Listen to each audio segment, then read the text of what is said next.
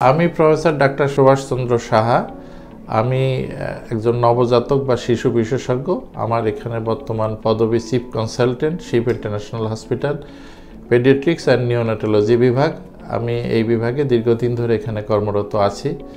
আমরা এখানে কাজ করার ক্ষেত্রে অনেক ক্ষেত্রে আমাদের প্রশ্নর সম্মুখীন হতে হয় যে এনআইসিইউটা আসলে কি এবং কখন একটা বাচ্চার এনআইসিইউ সাপোর্ট প্রয়োজন হয়। এটা বলার আগে এনআইসিইউ অ্যাব্রিভিয়েশন আমরা জানি নিওনেটাল ইন্টেন্সিভ কেয়ার ইউনিট, অর্থাৎ নবজাতকদের সেবার একটা বিশেষ পরিচর্যার ব্যবস্থা। তো এই কথা বুঝতে গেলে আমাদের প্রথমেই বুঝতে হবে নবজাতক বলতে আসলে আমরা কি বুঝি। একটা বাচ্চার জন্মের পরের থেকে প্রথম 28 দিন পর্যন্ত এই বয়সের বাচ্চাদেরকে বলে নবজাতক অথবা নিওনেট। এই নিওনেট বা নবজাতকের যে সমস্ত একটা সাধারণ পরিচর্যা আছে আর ক্ষেত্র বিশেষ তার এক্সটেন্সিভ পরিচর্যার প্রয়োজন হয়। এখন এই নবজাতকের কখন এই এনআইসিইউ সার্ভিসটা প্রয়োজন হয় এই বিষয়ে বলতে গেলে প্রথমেই বুঝতে হবে যে এই নবজাতক বা যে শিশুটি জন্মগ্রহণ করলো এ কী পদ্ধতিতে জন্মগ্রহণ করলো, অর্থাৎ এর জন্মগ্রহণ কি বাসায় হয়েছে না এই জন্মগ্রহণ হাসপাতালে হয়েছে। হাসপাতাল হলে এটা কি নর্মাল ডেলিভারি অথবা সিজারিয়ান সেকশনের মাধ্যমে এটা জন্মগ্রহণ করছে।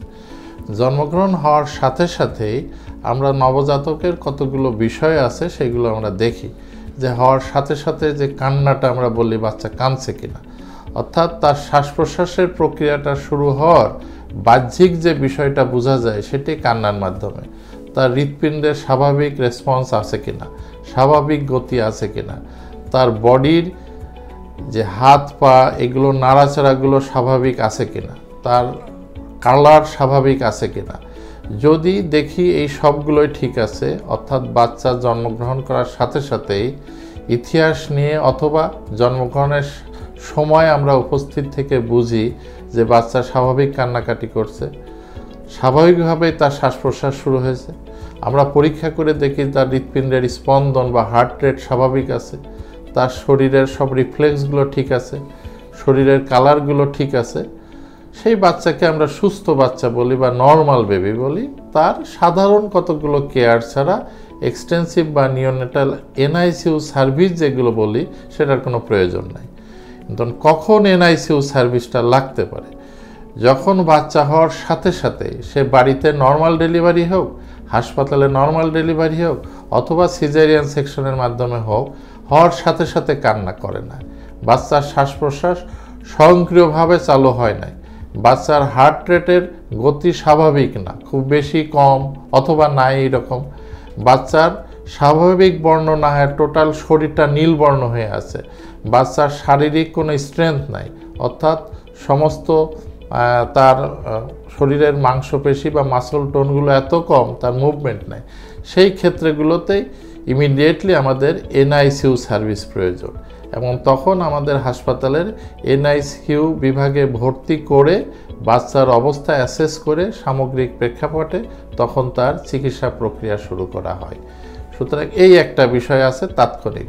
অথবা দেখা গেল বাচ্চা জন্মগ্রহণ করার পরে স্বাভাবিক প্রক্রিয়া একটা বাচ্চার বুকের দুধ টেনে খাওয়ার কথা, সে মায়ের বুকের দুধ খায় না, বাচ্চা আস্তে আস্তে নেতায়ে পড়ছে, বাচ্চার মা কমপ্লেন করছে, যে অভিযোগ করছে তার শ্বাস প্রশ্বাসের ধরনটা তার কাছে স্বাভাবিক মনে হচ্ছে না, অথবা একটা নির্দিষ্ট সময় পার হওয়ার পরও 24 ঘন্টা 48 ঘন্টা পার হওয়ার পরও স্বাভাবিকভাবে বাচ্চার প্রস্রাব হচ্ছে না, এই সমস্ত বিষয়গুলো গুরুত্ব নিয়ে আমাদের হসপিটালে ভর্তি করতে হয়, এনআইসিইউ সার্ভিস তখন প্রয়োজন হয়।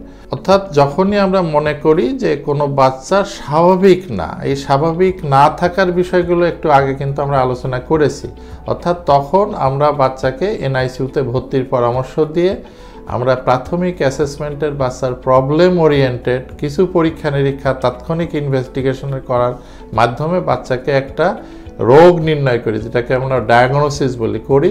সেই ডায়াগনোসিসের ভিত্তিতে পরবর্তী চিকিৎসাগুলো শুরু করি এবং সেই চিকিৎসাগুলো মেনটেন করি।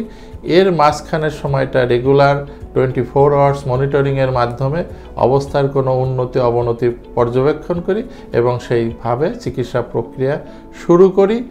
এবং অবশ্যই আস্তে আস্তে আমরা চেষ্টা করি বাচ্চাটাকে ভালো করে সেই চিকিৎসাটা শেষ করে বাচ্চাকে সুস্থ করে বাড়ি ফেরত পাঠানোর জন্য আমরা চেষ্টা করি।